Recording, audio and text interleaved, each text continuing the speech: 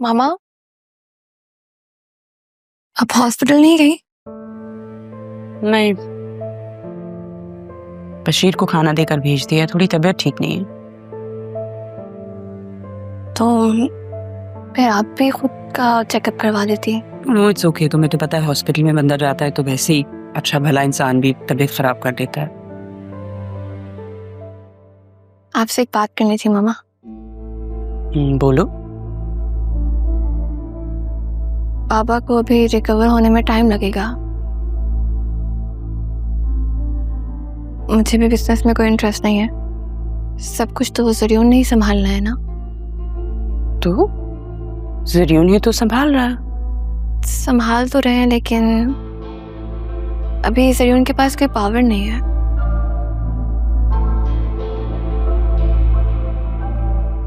अभी बस वो डिजिटल मार्केटिंग ही कर पा रहे हैं।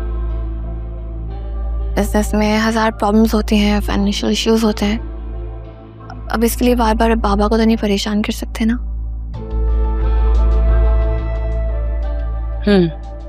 तुम कहना क्या चाहती हो? पॉइंट की बात करो ना। मैं ये कह रही थी कि जब तक बाबा ठीक नहीं हो जाते, हमें जरियून को पावर ऑफ अटर्नी देनी पड़ेगी, ताकि वो A to Z बिजनेस को टेक ओवर कर सके।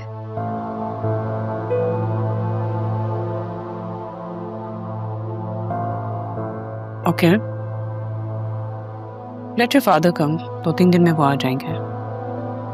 तब तक जरियून से बोलो वो पेपर्स रेडी करे। और ये तुम्हारी प्रॉपर्टीज हैं जो पापा ने तुम्हारे लिए ली थी, एंड उनके पेपर्स संभाल के रख लेना। पापा कितने अच्छे हैं ना, कितना सोचते हैं मेरे बारे में। काश बाबा मुझे खुद दे सकते।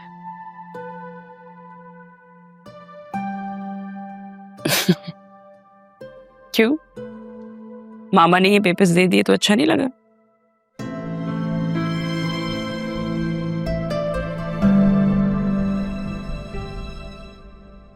कहाँ चली गई? यहीं तो रखी थी।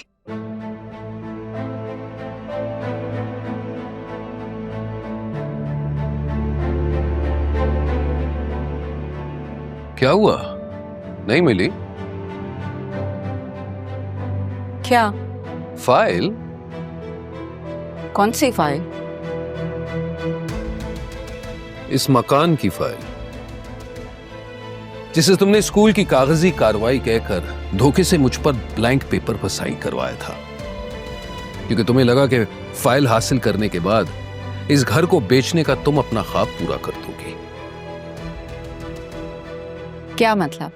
कैसा ख्वाब? मालिक हूं मैं, जिसने सारी जिंदगी तुम्हारी नाअहली की सजा काटी है। अब ये मकान मैं अपने नाम भी नहीं करवा सकती। लेकिन शायद तुम भूल रही हो, मेरी नाअहली के बावजूद तुम शादी करने के लिए मुझसे बेचैन थी। मुझ पर अपनी नौकरी की अहलियत साबित करते करते धोखा दे गई। कितनी ढीठ हो तुम, गलती करने के बावजूद मुंह पर आती हो। धोखे से मुझसे साइन करवाया और इसको बुनियाद बनाकर यह घर अपने नाम पर करवाना चाहती हो। वाह कबीर मियां, वाह। पहली बीवी और बेटी के आने के बाद तो तुम्हारे अंदाज ही बदल गए हैं। मेरा नाम नरमीन है, याद रखो। ना मैंने पहले तारा को तुम्हारी जिंदगी में रहने दिया था, ना अब रहने दूंगी। ये तुम्हारी भूल है। पहले बेखबरी में मारा गया था, लेकिन अब समझ के भी यही नतीजा निकलेगा। अभी निकालती हूँ उसे घर से। सोच लो, नतीजा तुम्हें भी भुगतना होगा। सिर्फ और सिर्फ सिद्रा की वजह से तुम्हें बर्दाश्त कर रहा हूं, वरना तुम्हारा खाता इतना बढ़ गया नरमीन कि अभी खड़े खड़े ना सिर्फ इस घर से बल्कि अपनी जिंदगी से भी निकाल सकता हूं। उफ, पहली बीवी और बेटी की मोहब्बत इतनी जोश मारी है। कबीर, उनका नाम तारा और राहा है। नरमीन और सिदरा नहीं, जो तुम्हारी गुर्बत और गैर जिम्मेदार तबीयत से समझौता करें। अब मैं अच्छी तरह जान गया हूं कौन कैसा है। और हाँ, तुम एक बात याद रखना, अगर वो इस घर से जाते हैं ना, तो तुम्हें भी साथ जाना होगा, क्योंकि तुम्हारे लिए इस घर में कोई जगह नहीं।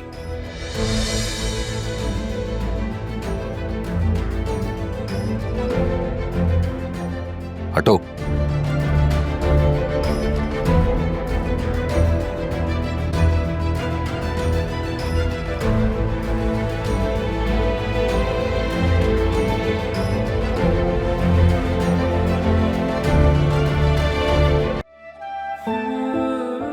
तो ये है वो घर जिसके दरवाजे से मुझे लुटा दिया गया था, जहाँ मेरी माँ को पनाह नहीं मिली, वहाँ मेरा बाप हम दोनों को ले आया। जहाँ मुझे छोड़कर गए थे वहाँ से ऐसे निकाला होगा, ये तो मैंने कभी सोचा ही नहीं था। जालिम ज़माना हर एक निकला है अपना बेगाना।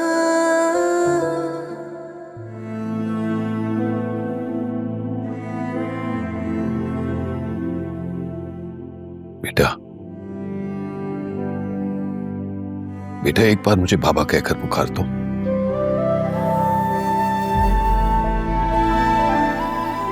शायद मेरी दिल का बोझ हल्का हो जाए, शायद मेरे गुनाहों का असाला हो जाए। आदत नहीं है मुझे।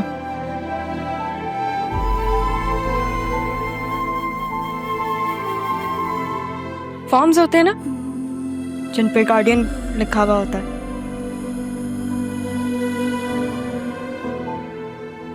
नाना जान ने हमेशा अपना नाम लिखा उस पे।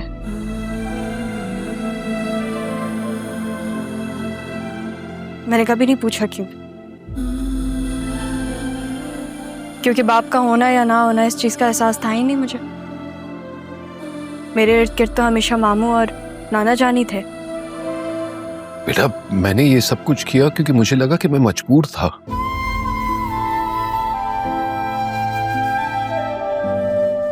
माँ का दबाव, हालात, वारिस का ना होना, मुझे लगा मैं मजबूर हूं। लेकिन मैं मजबूर नहीं, बुज़दिल था बेटा, बुज़दिल।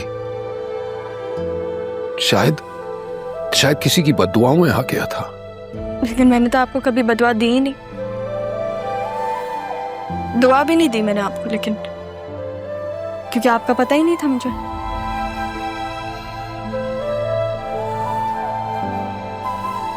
जब मामू को देखती थी ना बतूल के साथ, तो एक इमेज बन गई थी दिमाग में कि शायद हर बाप ऐसा ही होता है।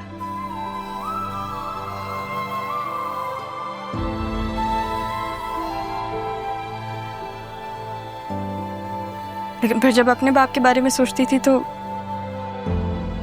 कुछ जहन में आता ही नहीं था। और इत्तेफाक देखो, अदील साहब को मैं पिछले 13 सालों से जानता हूं।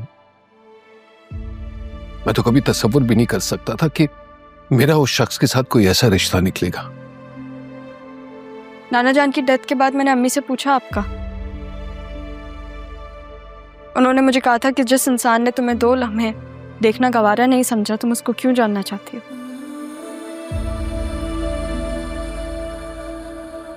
आपको पता है क्या महसूस हुआ मुझे उस वक्त? कुछ नहीं।